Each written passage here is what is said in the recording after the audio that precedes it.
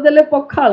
ମୋତେ ଖାଇବା ପାଇଁ ଯେତେବେଳେ ପଖାଳ ଆସିଲା ମୁଁ ତାକୁ ଦେଖିଲା ପରେ ଭାବିଲି अरे एते बड़ होटेल को आसो तादे खाइब पखाल आलू चकटा बड़ी चूरा बैगण भजा आर दाम पुणी 1200 टंका माने 1200 टंका देखला पर मोर बिल्कुल खाइबा को इच्छा हलानी। मुझे घरे तो यही खाद्य आमको दौले आम खाऊ नथिलु झगड़ा करूँ। हाईएस्ट मेनू अच्छी 1760 टंका लोएस्ट मेनू अच्छी 30 टंका। मुझे एबे भी दाम्भिकतार सह कहबी 30 टंका पखाल निश्चित भाव भल हो कारण ता धीरे नेचुरालिटी थी।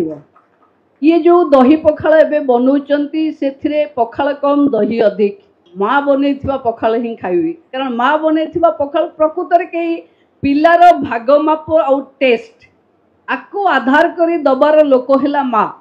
क्या खटा पखाल भल लगे क्या सज पखाल भल लगे क्या बासी पखाल भल लगे क्या दही पखाल भल लगे ये सबू तैयारी करुथिबा माँ गोटे हांडी समस्त पेट को जस्टिस दे पारे।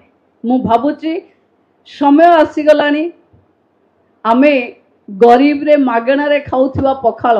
मु तो देखी आम गाँव रे जे सबुठु कठिन काम करे सेतबेले तांको पाखे खाइबा पई किछि न थाए। गोटे पखाल बेलाए पखाल पियाज छोट छोट पियाज कंचा लंका आउ जदि आंबुल टिके तांको मिली जाउथिला से टोटाल पखालटा को एंती टाकरा देई खाउथिले जेंती आजिका दिन रे मटन चिकेन लोक सेंती खाई पारु नथे।